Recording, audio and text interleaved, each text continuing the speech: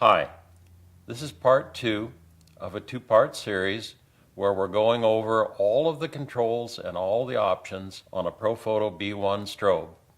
As I said in part 1, at the end of this video, you'll know the Profoto B1. Before we get into the actual video, I'd like to request that you subscribe to my channel. Notice down in the lower right-hand corner of the frame, there's a subscribe to button. Just hit it and you can take care of the rest. If you do have comments or questions, leave them below, and particularly for questions, I'll get back to you.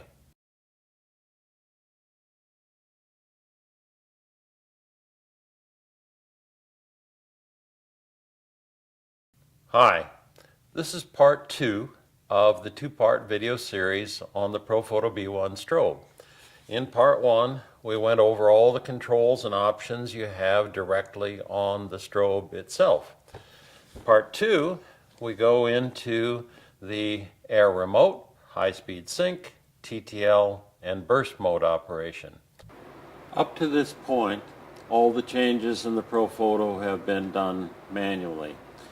Profoto makes the Air Remote, which allows you to control strobes from the camera on Sony, Canon, Nikon, and I believe Fuji also now.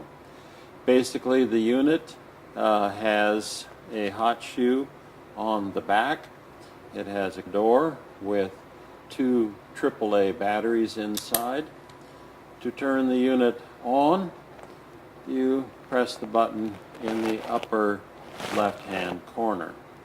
The unit allows you to control 3 groups, A, B, C. You can turn them off like this, and that allows you during setup to fire at the moment just group C. To make sure that these will talk to each other, you have channel 3s and group C here. Right now you can see channel 3. The channels can be changed by incrementing this little button under my thumb. The modeling light can be turned off and on, where you can see here we're set to proportional. The manual button up in the upper corner of the unit allows you to change the power on groups A, B, and C manually. So we can go +1 stop on A, we can go -1 stop on B. The middle indication here says sync. Basically, that will talk about front curtain, rear curtain sync, or high-speed sync. We'll go into high-speed sync in a moment. There is no control on the Nikon version of the Air Remote for setting sync. That's done within the camera menu settings.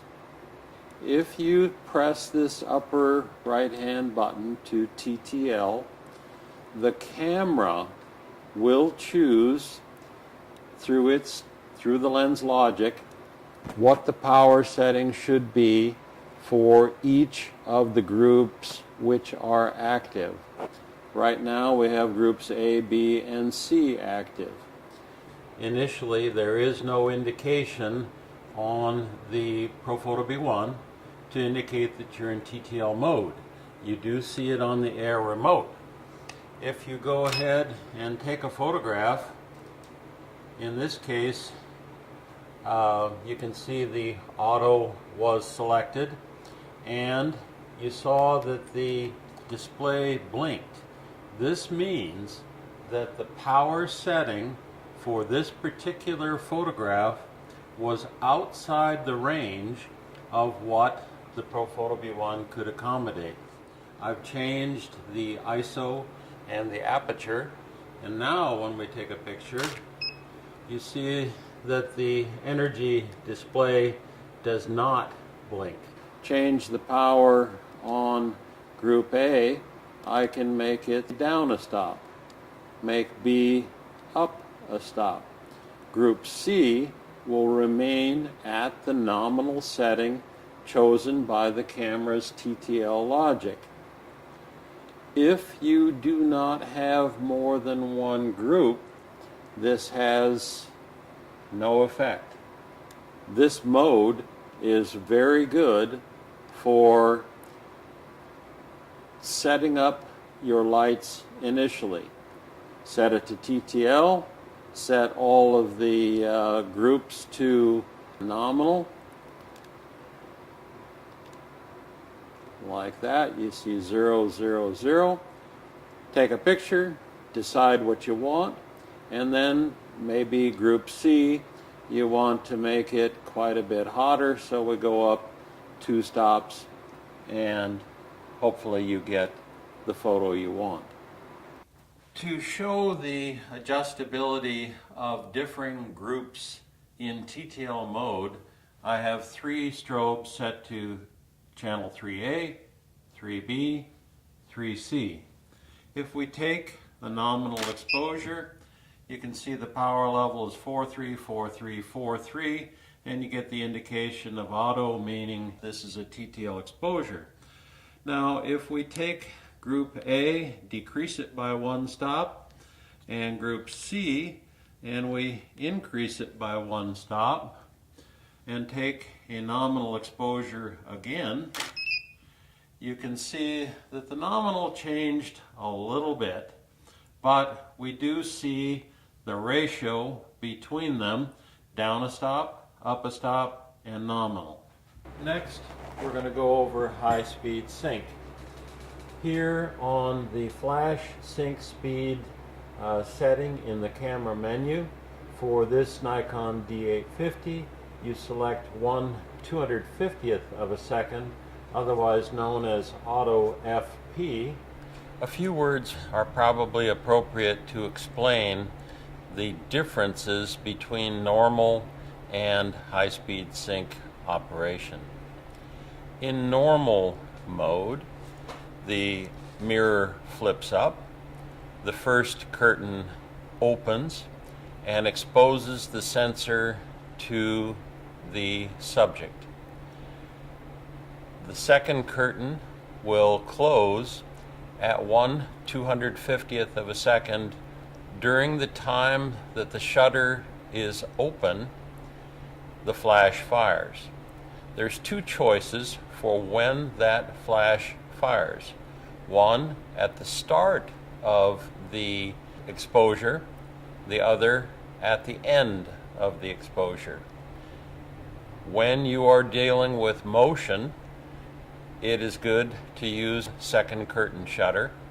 That happens at the end, and the motion behind your subject will be in the right place. If you have motion and the first curtain shutter is selected, the motion will appear in front of the person moving. The camera can keep up with this up to, in the Nikon case, 1/250th of a second. Some cameras have sync speeds that are 1/160th, 1/200th. Nikon just happens to go to 1/250th. In high-speed sync, we're using shutter speeds faster than 1/250th of a second. This means that the first curtain will open, exposing a portion of the sensor, and the second curtain will chase it down across the sensor. In order to get a proper exposure, the Profoto B1 needs to expose several times to expose each portion of the sensor that's exposed at any given time. If you are shooting at, say, the maximum for the Nikon, 1/8000th of a second, the flash will occur many times. For your camera, please select the Profoto manual and look at your camera manual to determine the correct setting to engage high-speed sync. At this time, the camera is set to 1/1000th of a second, f2.8, and we're in high-speed sync mode. You can see the indication of HIS shows right here, indicating that high-speed sync is engaged.